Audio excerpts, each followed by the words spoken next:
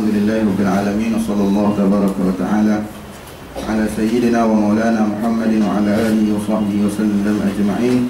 Subhanaka la ilma lana illa ma 'allamtana innaka antal alimul hakim. Rabbi shrah li sadri wa yassir li amri wa hlul 'uqdatam min lisani yafqahu qawli. Wa la hawla wa la quwwata illa billahil 'aliyyil 'azim. Alhamdulillah, syukur pada Allah Subhanahu wa taala pada hari ini yang saya jangkakan insya-Allah kita akan cuba khatam ataupun habiskan buku ataupun risalah kitab Ayyuhal Walad yang telah kita baca. Saya tak ingat bila mula, mungkin belum sampai setahun lah, beberapa bulan yang lalu. Sebelum daripada saudara-saudari, kawan-kawan kita belajar baru sampai ni, kita telah mulakan baca buku ataupun kitab ini. Dan hari ini insya-Allah tulisan ataupun amanah wasiat daripada penulis Al-Imam Hujjatul Islam Al-Imam Ghazali ini akan kita tamatkan, kita habiskan wasiat-wasiat yang kepesanan daripada hari ini insya-Allah. Minggu lepas kita ataupun 2 minggu lepas kita telah mengikuti nasihat Imam Hujjatul Islam Imam Ghazali sebanyak 8. Beliau nasihatkan kepada anak murid dia yang minta. Sebenarnya buku ini untuk makluman saya semua ringkasan daripada pandangan mana anak murid dia selepas belajar dengan dia minta nasihat. Kalau nasihat ada dan beliau ringkaskan dalam buku ataupun risalah Ayyuhal Walad ini. Dan kita telah masuk terakhir, iaitu 8 nasihat Imam Al-Ghazali kepada anak murid dia. 4 perkara yang perlu dijauhi dan 4 perkara yang beliau minta supaya buat. 4 perkara yang diminta jauhi itu banyak, bukan 4 perkara ni. Cuma dipanggil sebagai bekalan kepada penuntut ilmu yang kita semua ni datang ataupun tujuan niat datang ke masjid untuk ilmu Allah. Juga maknanya perlu, jangan fikir 4 bila Imam Ghazali sebut 4 je yang haram, dah banyak lagi. Cuma bila sebut 4 yang perlu buat, maknanya bukan 4 perkara ni yang perlu saja perlu buat, banyak lagi, tapi sebagai bekalan pada kita. Minggu lepas bila sebut bahawasanya jangan kita ni bertekak ataupun bertengkar dengan apa jua masalah. Kerana bertengkar itu kerana mengundang pelbagai masalah. Jadi jangan. Karenanya antaranya kata dia macam-macam lah, kita tengok punca daripada penyakit riak, hasad dan sebagainya. Itu nasihat perkara pertama, iaitu yang perlu kita jauhi. Hari ini kita akan sambung perkara yang kedua. Apa perkara kedua yang perlu kita jauhi? Bismillahirrahmanirrahim. Qala al-musannif al-Imam Hujjatul Islam Abi Hamid Al-Ghazali radhiyallahu tabaraka wa ta'ala anhu wa nafa'ana Allahu bihi fid dunya wal akhirati amin. Perkara kedua. Baik, perkara kedua. Muka 69. Perkara kedua, hendaklah engkau merasa takut bila menjadi seorang yang suka memberi nasihat atau memperingatkan orang lain, kerana pekerjaan ini banyak mengandungi penyakit. Imam Ghazali menegur sikap setengah kita, kalangan kita yang suka menasihat orang lain tapi dia sendiri tidak mengambil pengajaran daripada nasihat. Nasihat orang ni tak sendiri lah. Marah kepada orang yang buat maksiat tapi dia lupa kepada diri dia. Inilah yang Allah Ta'ala paling marah. Kabura maqtan 'indallah an taqulu ma la taf'alun. Terlalu besar kemurkaan Allah kepada orang yang bila cakap dia tak buat. Kerana hari akhirat nanti saudara semua bagaimana orang yang tahu tapi tidak beramal dengan ilmu dia itu akan dihumban lebih awal ke dalam api neraka Allah daripada seorang yang penyembah berhala yang kufur pada Allah. Baik, itu dari segi menasihat. Tak bagi nasihat tak boleh. Tak boleh. Tak, memberi nasihat adalah tugas. Fadzakir fa inna dzikra tanfa'ul mu'minin. Ini ayat daripada Allah Ta'ala yang suruh kita ni memberi peringatan, kena nasihat. Beri peringatan kerana peringatan itu adalah amat berguna bagi orang mukmin. Sebab itu orang mukmin apabila ditegur dia tidak mudah melenting. Saya dah sebut banyak kali dah, apabila ditegur dia tidak mudah melenting, bahkan berterima kasih kerana ada orang nak tegur dia, kerana di hadapan dia ada jurang. Macam kita bawa kereta, terlelap, depan kita ada jurang ataupun bukit dan sebagainya, yang mana boleh menjerumuskan bukan saja kita, bahkan dengan dia dan semua penumpang dalam kenderaan. Dah kawan kita kata, hei, tegur, kita pun tersedar. Kita nak ucap apa masa tu? Terima kasih lah. Kau nak bagi penumbuk ke dia? Bukan masalah dia seorang masuk dan terjun dalam kawah tu, sampai kita pun masuk dalam jurang dan sebagainya. Maknanya itu maknanya peringatan. Depan kita ni bukannya benda bukit biasa. Dalam depan kita ni api neraka. Kalau kita tidak ada orang yang beri peringatan kepada kita, maka kena beri peringatan. Cuma salah bagi orang beringat tu, dia tidak mengambil iktibar, dia buat, dia tegur dan dia buat. Itu salah. Kerana pekerjaan ini banyak mengandungi penyakit. Ada penyakit neraka. Kecuali ada istisnai ataupun pengecualian apabila engkau sudah dapat mengamalkan dengan apa yang engkau katakan. Maknanya apabila kita buat, bila kita kata, sebelum kita kata itu, maka kita tengok pada kita dulu. Sebab itu orang yang berada bekerja dalam persatuan ini, dia lebih, ataupun orang yang memegang mas'uliyah ini, dia lebih buat dan dia lebih berhati-hati bila bercakap. Contoh, ajak orang Qiyamul Lail, esko jemput Qiyamul Lail, dia pun kena turun sekali dan dia kena ambil tahu. Maka dia lebih mengamal dan lebih beringat daripada orang lain. Sebab tu maknanya itu didikan ataupun tarbiyah yang diterima bila berada bekerja secara persatuan. Dan hendaklah engkau fikirkan pada apa yang pernah dikatakan kepada Nabi Isa ala nabiyina wa alaihi salam, kata Nabi kita dan kata Nabi Isa itu salam Allah. Ini bukan hadis ni, adalah kalam Sayyidina Nabi Isa. Ya ibn Maryam, aidh nafsaka fa in ta'afta fa'idhin nas wa illa fastahi min rabbik. Ini bukan kalam Sayyidina Nabi Isa, ini orang kata kepada Nabi Isa, wahai anak Maryam, itulah Nabi Isa, nasihatilah dirimu, dan apabila engkau telah mengamalkan dengan isi nasihatmu itu, barulah engkau layak memberi nasihat kepada orang lain. Jikalau tidak, maka hendaklah engkau malu terhadap Tuhanmu. Kenapa kena malu Tuhan? Sebab Tuhan tahu. Allah Ta'ala itu khabir, Allah Ta'ala itu maha mengetahui, dan tidak ada hijab ataupun pendinding yang menghalang Allah Ta'ala itu untuk melihat perbuatan hamba dia. Baik. Tetapi sambung lagi, apabila keadaan memaksakan engkau menjadi penasihat, bukan penasihat persatuan maknanya perlu kadang-kadang kita ni orang minta untuk ceramah, untuk bagi kita sekira, jangan tolak pula. Tak boleh pengurusi tak boleh doktor tak. Saya ni tidak beramal lagi. Jadi nak tunggu beramal dulu semua, maka tidak boleh juga. Kena mengambil itu sebagai cabaran dan kita buat. Lepas tu dia kata, tak, ada orang sebut saya memesan daripada diri saya dan diri saudara saya semua. Mana pesan pada diri kita dulu untuk mengatakan pada diri, kerana telinga kita lebih dekat daripada telinga orang lain. Maka kena buat. Baik, maka hendaklah engkau menjauhkan dirimu daripada dua perkara. Kalau nak macam mana juga, orang ajak juga, orang jemput juga. Ataupun kita memang kena, itu bukan kita. Kerana Nabi SAW sebut ad-dinun nasihat, agama itu merupakan nasihat. Kerana agama itu bukan untuk nak mendera. Kadang-kadang bila sebut agama, orang nampak hukum hudud kan. Bila sebut Islam, orang nampak hukum hudud zalim kan. Tak betul. Islam dia bermula dengan didikan tarbiyah dulu. Selama 10 tahun Nabi didik para sahabat supaya takut kepada Allah. Depan kita ni ada syurga, depan kita ada neraka. Sebelum mendirikan Madinah, sebuah kerajaan selama 30 tahun di Madinah. Maknanya 10 tahun pasok iman dulu, supaya bertakwa kepada Allah. Terangkan itu didikan Nabi, sehingga dia buat pelaksanaan negara yang berdaulat sekalipun di Madinah, Nabi tidak turun hukum.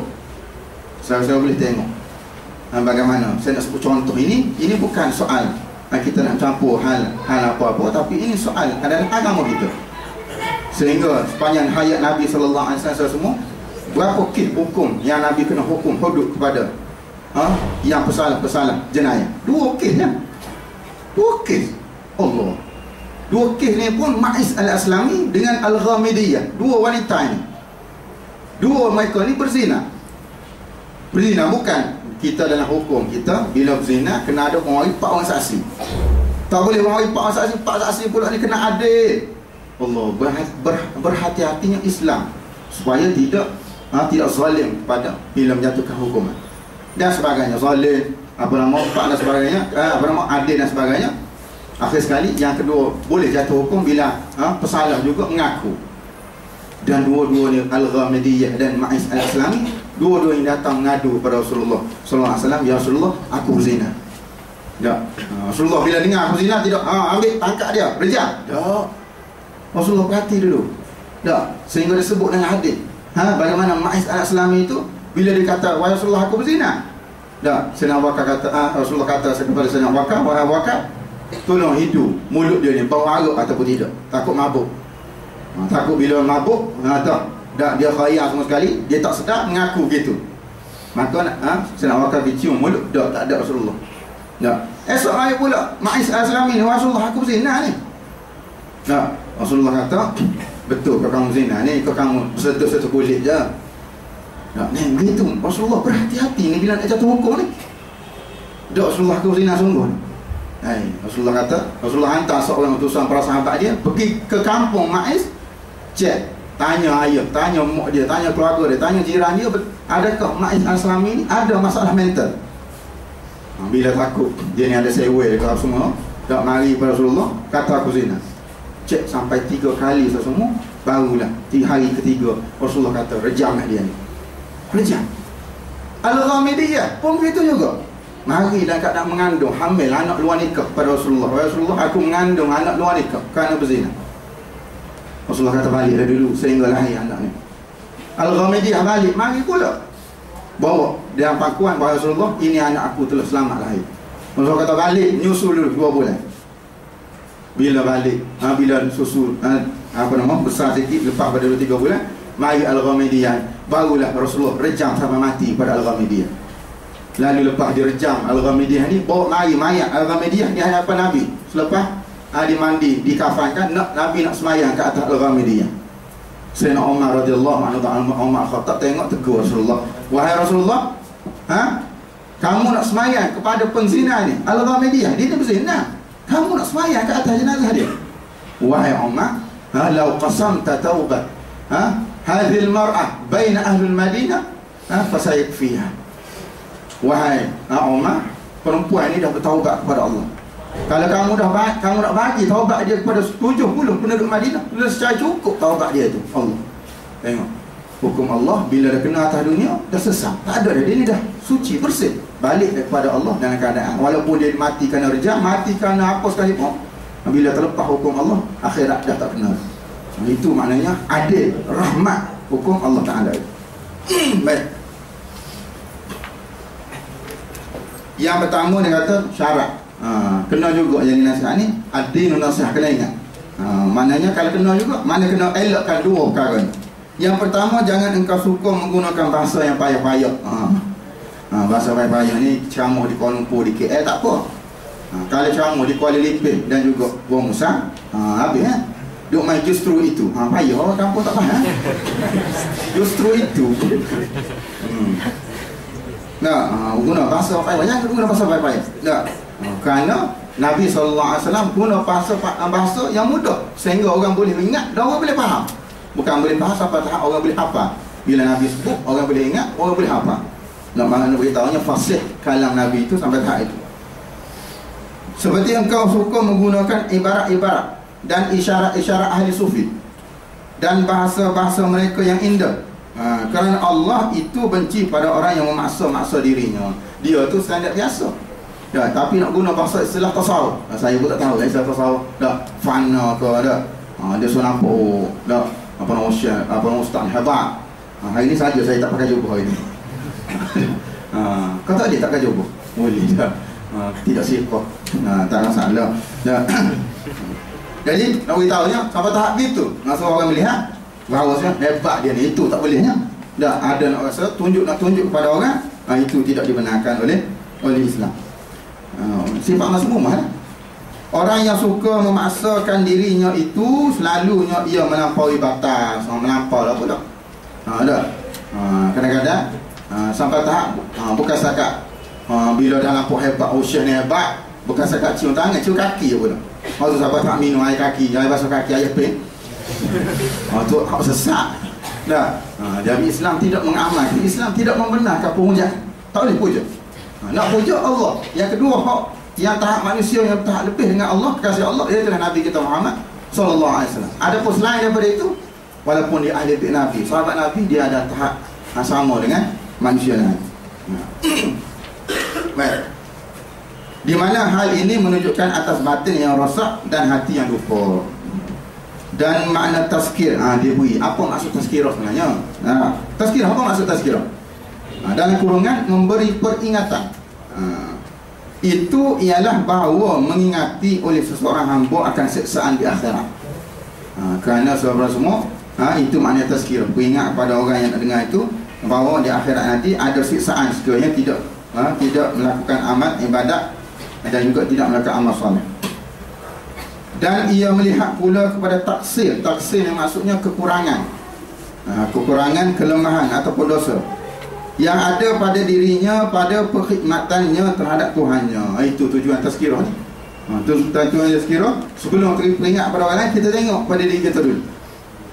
Tengok pada diri kita, kurangnya pahala, sedikitnya qiyamul lail, sedikitnya ibadat kepada Allah. Kita tengok pada diri kita. Dan ia memikirkan pada umur yang telah dilaluinya.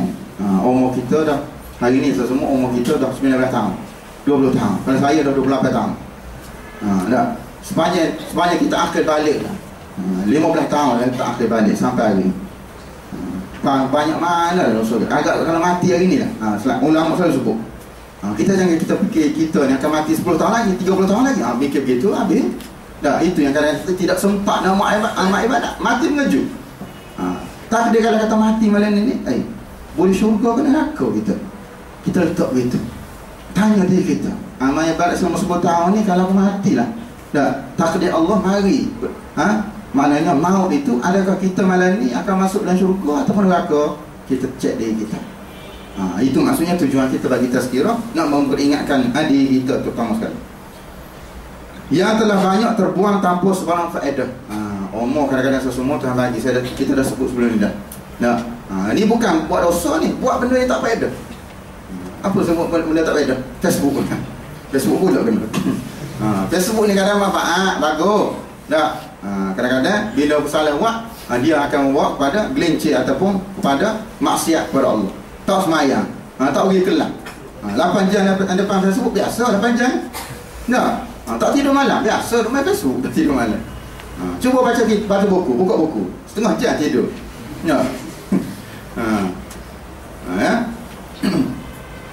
Itu maknanya buat benda yang tidak faedah. Dan ia memikirkan pula pada masa depan yang penuh. Sebab tu Imam Ghazali dalam kitab Bidayatul Hidayah dia pernah sebut, manusia ni kalau kita tengok pada masa je, masa yang Tuhan bagi. Kalau sebab Nabi sebut dalam hadis, umur umat aku ni antara 60 ke 70 tahun. Baliknya Datuk kita kadang 70 lebih, ada 80 lebih, itu subsidi lah Tuhan bagi. 90, 100 ni semua tak ingat dah. Dah cucu mari butuhkan nama dah 100 ni. 60 ni balik boleh lagi, tapi kadang-kadang uzur. Baik 60, 70. Kalau dia menghabiskan masa, dia kata Imam Ghazali 5 jam sehari dia tidur. 5 jam untuk tidur saja. Dia secara umur dia dihabiskan selama 20 tahun untuk tidur saja. Saya tak tahu kira sedikit Imam Ghazali sebut tu lagi tak. Jadi untuk tidur saja tak kira campur masa makan lagi. Itu kalau umur dia 60. Kata dia umur 40, mustahil Ustaz mati umur 40. Jangan sebut mustahil itu. Tak, ramai kalangan kawan-kawan kita, abang kita sebelum ni yang mari datang ke Mesir ni dan menemui ajar di Mesir dan meninggal, tak sempat balik membawa kejayaan. Itu banyak berlaku nak sebutnya. Semua supaya kita ni istiadat, bersedia selalu. Tak salah bersedia selalu.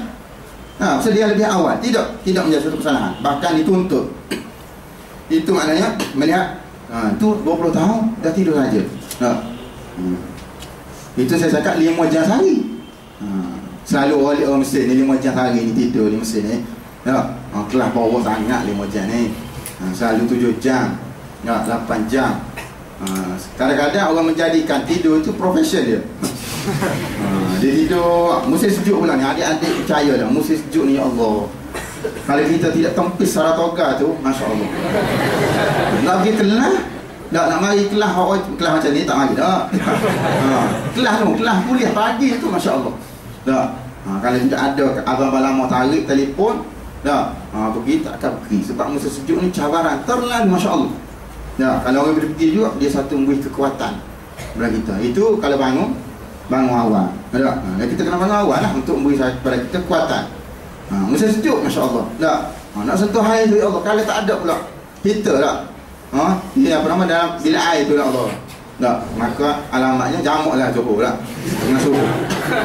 Subuh tupak. Ni cabaran mereka ni cabaran. Ada. Baik, seterusnya apakah? Dia tanya. Yang pernah dengar Quran mestilah dan yang ia merasa bimbang dengan keselamatan iman yang ada dalam dirinya. Iman ni semua yang ada di kita beriman pada Allah. Nah, iman ni cara nak selamat iman dengan takwa. Iman tidak boleh dibiarkan kosong, tapi dipakaikan dengan pakaian takwa. Libasut taqwa, Allah Taala sebut dalam Quran, wa libasut taqwa zalika khair. Sebaik-baik pakaian itu adalah takwa kepada Allah. Takwa apa maksud syarah pula takwa? Kita baca dah bawah ni. Cuma secara ringkas maksud takwa kita baru ni dah. Ramadan ittaqullah dah. Hari Jumaat ittaqullah tiap-tiap minggu. Kita diperdengarkan dengan khatib ittaqullah. Ramadan la'allakum tattaqun. Apa maksud takwa? Sayyidina Umar Khattab radhiyallahu anhu pernah bertanya kepada Ubay bin Ka'ab. Maksud takwa. Apa maksud takwa wahai Ubay? Kata Ubay bin Ka'ab, pernahkah Amirul Mukminin Umar berjalan di atas yang penuh dengan duri? Jalan atas duri. Pernah? Umar kata pernah. Macam mana cara tuan berjalan? Kata Umar Khattab, aku mesti jalan dengan penuh berhati-hati supaya kaki aku tak pijak dengan duri. Itu maksud takwa. Kata Ubay, itu takwa. Takwa ni bila bukan kata takut pada Allah, tidur ataupun selimut dalam satu agak tak keluar bilik. Apa ni? Takut pada Allah. Takut pada Allah, kita buat kerja macam biasa. Pergi kelas, pergi kuliah, pergi sisi telefon, buka Facebook. Tapi kena ingat Allah Ta'ala sentiasa tengok pada kita. Itu maksud berhati-hati dalam kita buat tindakan. Itu adalah takwa pada Allah Subhanahu Wa Ta'ala.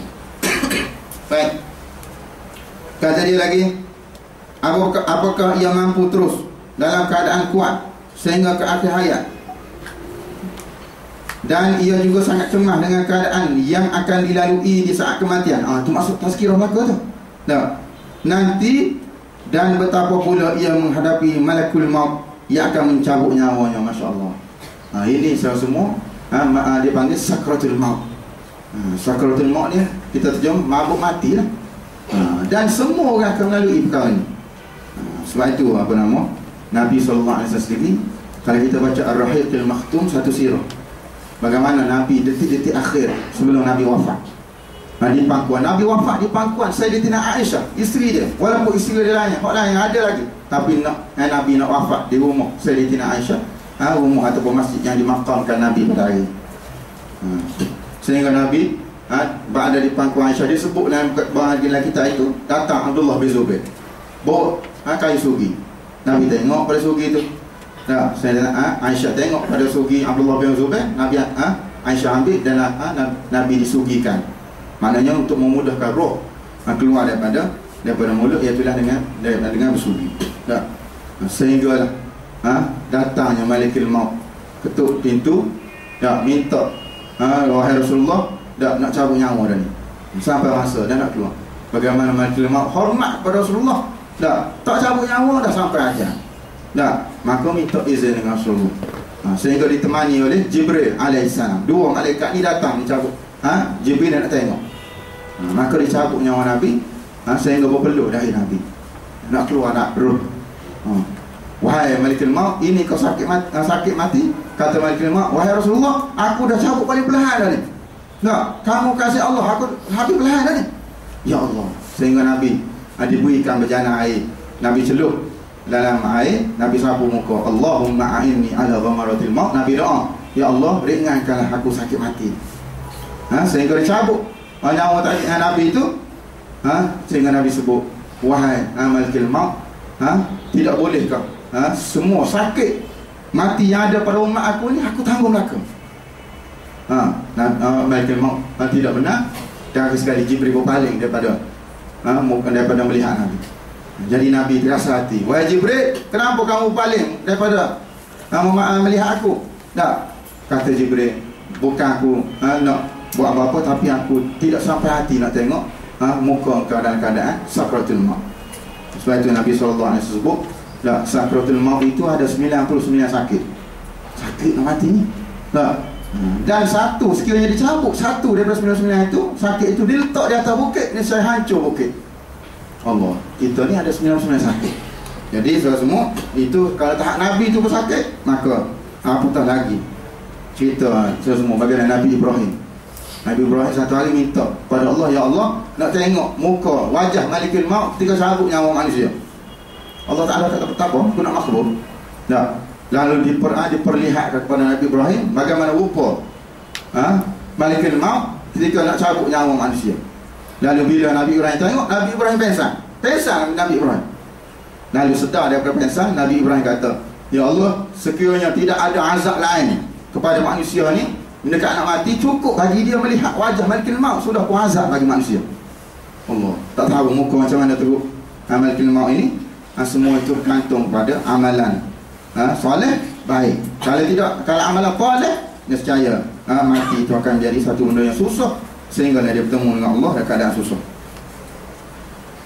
Dan apakah ia akan mampu menjawab pertanyaan yang akan dikemukakan oleh malaikat munkar dan nakir dalam kubur nanti. Itulah maknanya benda itu tazkirah, peringatan kepada kita. Begitu pula ia merasa sedih dengan keadaannya yang belum menentu lagi di akhirat nanti. Dan bagaimana keadaannya ketika berdiri di hadapan Allah Ta'ala kelak. Pendek katanya sesemua, tazkirah itu adalah muhasabah kepada kita, supaya untuk bagi manusia yang ingat keadaan di akhirat. Dan apakah ia akan selamat ketika ia menyeberangi titian siratal mustaqim? Tahukah ataukah ia akan jatuh terpunjang, terjunam ke dalam api neraka? Semua itu menjadi detik tanda tanya lah. Semua. Ya. Manusia dia pada akhirat, dia hari akhirat nanti macam-macam belok perihal. Ya. Jadi semua itu maknanya ada tazkirah pada kita. Begitulah pemikiran yang selalu wujud di dalam hatinya, dalam hati pentazkirah tadi. Dan dalam keadaan yang berterusan, maka pemikiran ini akan menggelisahkannya dan menggoncang jiwanya. Maka kegelisahannya memikirkan keadaan yang seperti ini, dan pukulannya yang datang bertubi-tubi itu dinamakan tazkir. Itu masuk tazkirah, peringatan yang sebenar.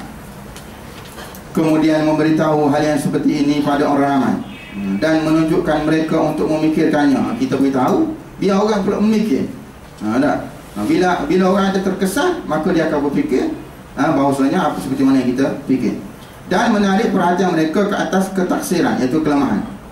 Kelemahan dosa maksiat dia buat, dan mendedahkan keaiban yang ada pada diri mereka, supaya kepanasan aliran pemikiran itu dapat menyentuh hati mereka. Biar sampai ke hati. Lalu menggoncangkan kenekaan mereka. Selama ni alpa, leka. Sehingga mereka menyesali diri dan berusaha menyempurnakan segala ketaksiran, kekurangan pada umur yang telah mereka lalui, sekadar kemampuan yang ada pada mereka. Dan mereka kesal terhadap hari-hari yang telah berlalu, yang tak dapat diisi dengan ketaatan kepada Allah SWT. Maka pekerjaan yang seperti ini, dan dengan cara yang kita terangkan tadi, dinamakan nasihat. Itulah makna dia nasihat. Sama halnya dengan cara engkau memberitahu keadaan banjir. Dia buat perumpamaan mudah. Contoh, yang sedang melanda rumah seseorang, sedangkan penghuni dan seluruh keluarganya masih berada di dalam rumah itu. Banjir hari ni, banjir besar, tiba-tiba mari punya keluarga ataupun orang dalam penghuni rumah tak sedar, dan kita nampak. Maka engkau hanya mengatakan bahaya, cepat keluar, larilah daripada banjir. Mana kita akan kata begitu lah, oi cepat, keluar dah, apa nama air dekat tu dah. Lalu dia buat soalan, apakah dalam keadaan begini kamu masih perlu mengkhabarkan penghuni rumah itu dengan ibarat yang sulit-sulit kepada makcik dan pakcik, air banjir sedang dekat, silalah keluar. Adakah kita kata begitu? Tak. Kerana apa tu? Kerana bahaya semakin dekat, kita sudah tidak mampu untuk menyusun ibarat-ibarat pelik-pelik.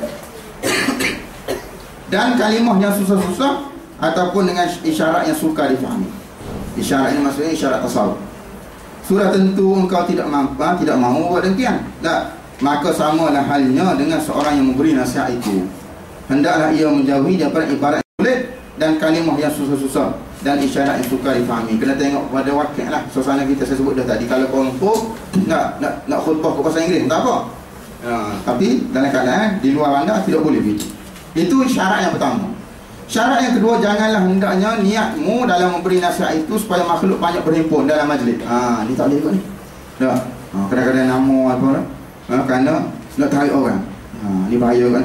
Sebab tu Nabi ajar kepada kita doa. Allahumma ja'alni khairan ma yadhunnun wa la taj'alni wa la tu'akhidni mimma yaqulun waghfir li ma la ya'lamun. Ini doa. Kena baca. Bila orang puji kita, orang puji kita kena baca doa. Allahumma ja'alni khairan ma yadhunnun. Ya Allah, jadikan aku ni lebih baik daripada apa yang orang sangka. Orang puji Allah bagusnya awak ni tak. Ataupun balik saya balik Malaysia, keluarga je puji ramai bagusnya tak. Terus sekali kena doa ni. Ya Allah, jadikan aku lebih baik daripada apa yang mereka sangka. Wala tu'akhidni mimma yaqulun. Jangan timpakan aku dengan dosa ataupun azab terhadap apa yang mereka kata. Waghfir li ma la ya'lamun. Ya Allah, ampunkanlah aku terhadap apa yang mereka semua tak tahu. Kita dalam bilik orang tak tahu kita buat apa. Kita dalam bilik air kita seorang, orang tak tahu kita buat apa. Tapi yang orang melihat ialah apa yang berada di depan mata mereka. Maka dengan itu sagia minta ampun kepada Allah. Atau supaya mereka menunjukkan perasaan yang sangat kagum dengan kebolehanmu. Ni. Dan mungkin mereka akan mencari-cari pakaian. Sampai tahap histeria dengan ceramah. Yang mendengar ceramah sampai tahap kena cari baju. Ini yang berlaku pada Bobo Syiah lah ni. Dengan tidak sedar kerana terlampau asyik. Dia mari apa nama, dia datang pada dia rasa zoom. Ini bahaya juga ni. Lalu nanti ada orang kata, sampai tak ada orang kata, aduhai, bagusnya majlis ini. Allah tak, seronoknya mari majlis tak. Dengar ceramah tadi macam duk, macam nak masuk, macam duk berada di pintu syurga tak. Beraminat. Jikalau hatimu berniat demikian, jangan ada niat. Kalau masalah yang berlaku itu di luar kawalan, awak macam mana? Bahkan hendaklah niatmu dan segala usahamu hanyalah mengajak manusia lari daripada dunia menuju ke akhirat, dan mereka meninggalkan maksiat dan mengerjakan ketaatan, dan mereka juga menghilangkan sifat tamak. Itu mana tujuan kita mari, itu niat kita. Dan menghilangkan sifat tamak menuju ke arah kesuhudan, zuhud. Zuhud ni bukan tolak dunia. Tolak dunia tidur, tidur atas daun pisang. Tidak begitu zuhud. Zuhud ni benda yang bila kita dah ada kita mampu buat, tapi kita tolak. Itu dia panggil zuhud.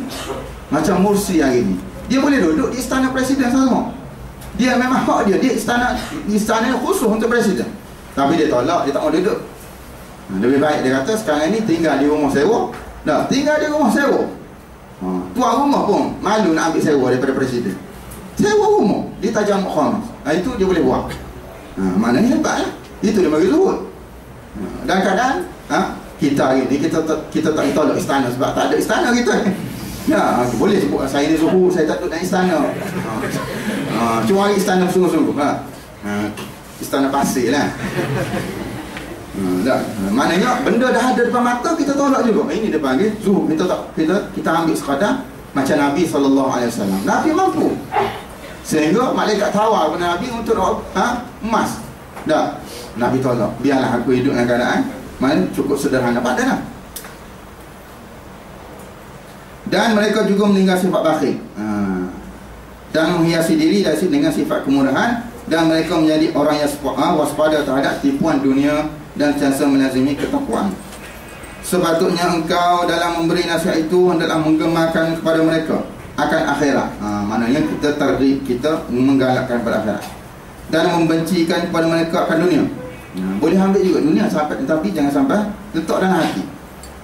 Dan engkau ajarkan kepada mereka ilmu untuk mereka dapat beribadat kepada Allah dengan sempurna. Ini tugas-tugas wa'iz tadi lah, tugas pemberi nasihat. Kerana yang ghalib atau yang menjadi kebiasaan bagi mereka ialah suka memisahkan diri daripada landasan syarak, dan mengerjakan perkara-perkara yang tidak diredai oleh Allah, dan memperusukkan diri ke dalam jurang akhlak yang hina. Maka hendaklah engkau campakkan ke dalam hati mereka akan rasa takut dan bimbang kepada mereka yang bahaya yang akan hadapi. Barangkali dengan cara demikian hati mereka akan berubah, dan cara hidup mereka akan bertukar kepada keadaan yang lebih baik, dan akan lahir di kalangan pada mereka kegemaran yang sungguh-sungguh terhadap ketaatan dan usaha yang gigih untuk meninggalkan segala bentuk kemaksiatan. Maka inilah cara nasihat yang sebenar, dan apa juga nasihat yang tidak mempunyai ciri-ciri yang seperti ini. Maknanya nasihat tapi tak ada ciri yang sebut tadi, maka ia merupakan satu bala bagi orang yang berkata. Allah bala sebenarnya. Sebab kita tidak buat apa yang kita kata itu merupakan musibah. Satu maknanya serangan balas kepada kita kerana kita tidak beramal dengan apa yang kita buat, dengan tidak beramal apa yang kita kata.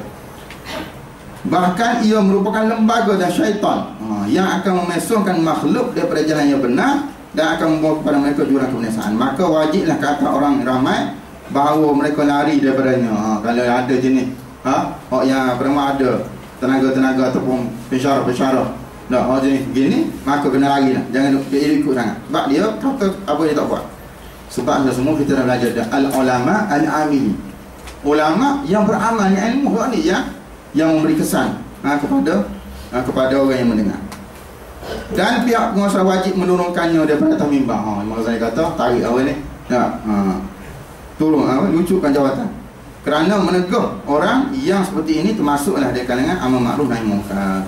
Perkara ketiga, ini makna larangan yang ketiga, bahawa jangan engkau bergaul dengan gubernur-gubernur dan raja-raja yang zalim. Mana kita ni semua, mana kalau ada kalangan ulama-ulama ini, saya kira tidak bergaul dengan orang zalim, dengan raja-raja. Dan jangan engkau melihat mereka, kerana melihat mereka dan duduk dalam majlis bersama-sama dengan mereka atau bergaul dengan mereka merupakan satu penyakit yang sangat besar.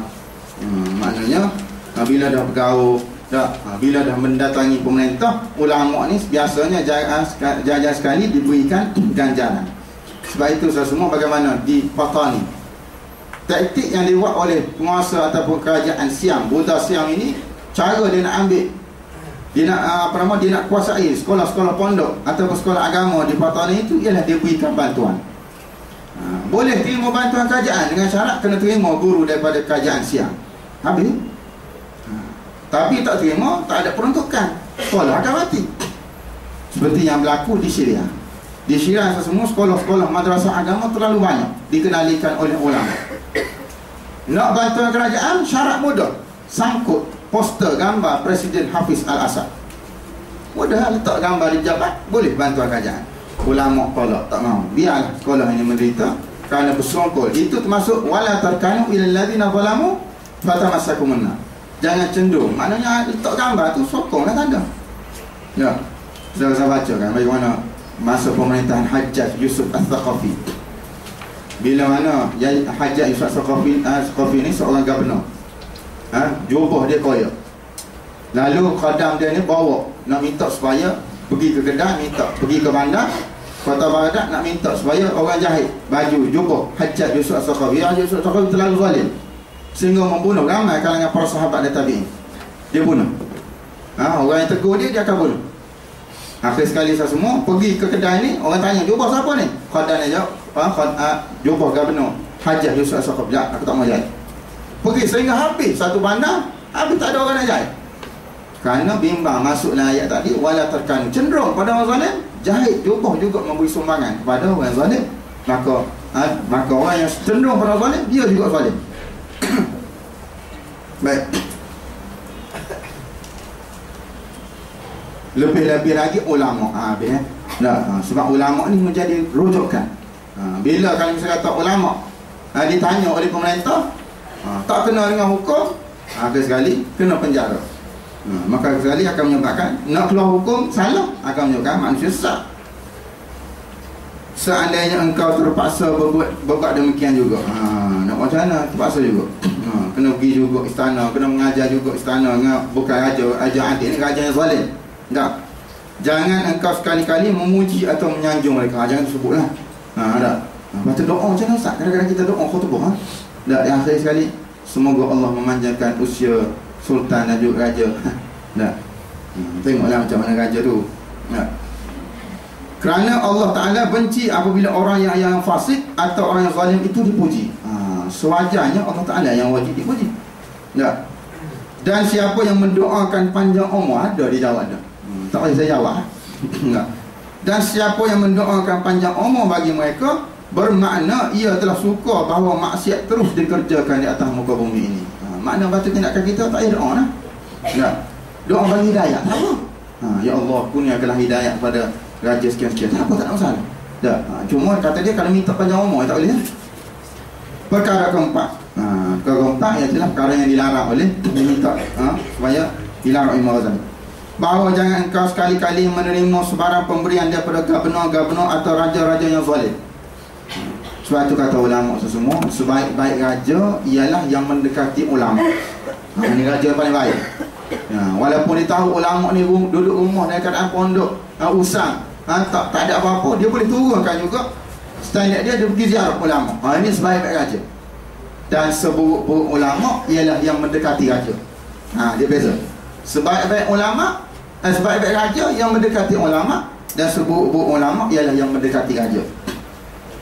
Sebab bila dah terima hadiah, dan begitu pula jangan engkau menerima hadiah daripada mereka, walaupun engkau mengetahui bahawasanya pemberian atau hadiah itu adalah daripada sumber yang halal. Dia bagi itu bukan sumber yang haram. Bagi kereta, Porsche contoh, dah tahu dah kereta ni daripada duit halal, bukan duit judi, bukan duit, tapi kita terima juga.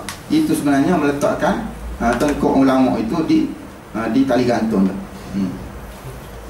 Kerana tamakmu kepada pemberian mereka itu merosakkan agamamu. Sikap tamak tak boleh tak? Dah. Duk pelahak sana. Dan sudah pasti akan lahir dalam dirimu sifat kepura-puraan. Kita ni benci pada dia. Dah, tak apalah benci dalam hati. Dah, kan ulama kata, apa Nabi hadis Nabi kata benci. Mentegur muka itu dengan tangan, tak boleh juga dengan lidah, tak boleh juga dengan hati. Benci dengan hati. Baik, dia kata sekarang ni kita berlakon je lah. Dah. Maka dan terpaksa meraihkan mereka juga. Terpaksa raih lah. Dan juga menyetujui atas kezaliman mereka. Sebab itu ulama sesungguh, ulama-ulama salafun salih dulu bila bertempur dengan pemerintah zalim, tak ada kompromi. Tidak ada kompromi dalam bentuk kezaliman. Tengok macam Imam Ahmad bin Hanbal, Izzuddin Abdul Salam.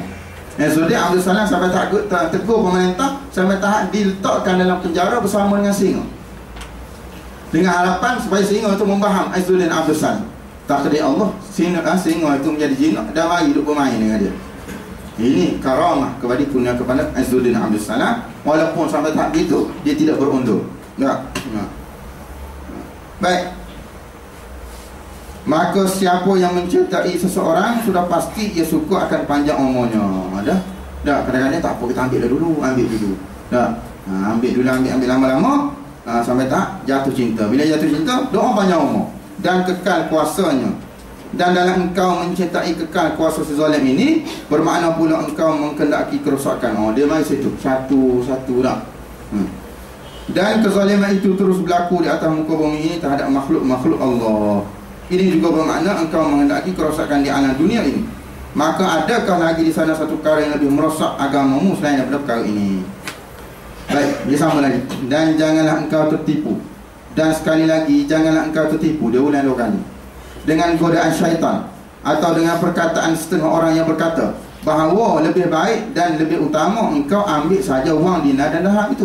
Dia tak ambil dulu. Ni hasutan syaitan, kata Imam Ghazali. Lalu engkau bahagikan wang itu di kalangan fakir miskin. Kalau mu tak mau dah, tak mau duit itu, ambil bagi, sedekah pada fakir miskin. Kata Imam Ghazali, itu hasutan syaitan. Kalau tidak, mereka nantinya akan melanjarkan orang tersebut untuk buat kefasikan dan juga kemaksiatan. Dah, bagi duit. Tapi kalau kita tak ambil, dia buat maksiat, dan kita ambil. Ini juga hasutan syaitan aja. Jadi, mana itu kan? Maka jangan engkau tertipu dengan perkataan seperti ini, kerana sebenarnya syaitan telah banyak menjerumuskan orang dengan helah ini. Ramadan. Dah. Sebelum pada Imam Ghazali tulis buku ni, kitab ni terlalu ramai kalangan ulama yang telah menjadi sembelihan syaitan kerana tertipu dengan ayat tadi. Dan hal ini telah kami terangkan dengan panjang lebar dalam kitab kami Ihya Ulumuddin. Maka hendaklah kau merujuk. Nak tengok cerita apa-apa yang disebut, tengoklah Ihya Ulumuddin. Kata ulama, sekiranya dunia atas dunia ni terbakar, sudah juga terbakar semua kitab, tetapi dalam rumah kita ada tinggal Ihya Ulumuddin, sudah memadai, kata ulama. Makna Ihya Ulumuddin tu dalam dia terlalu banyak dengan akidah, fiqh dan tasawuf.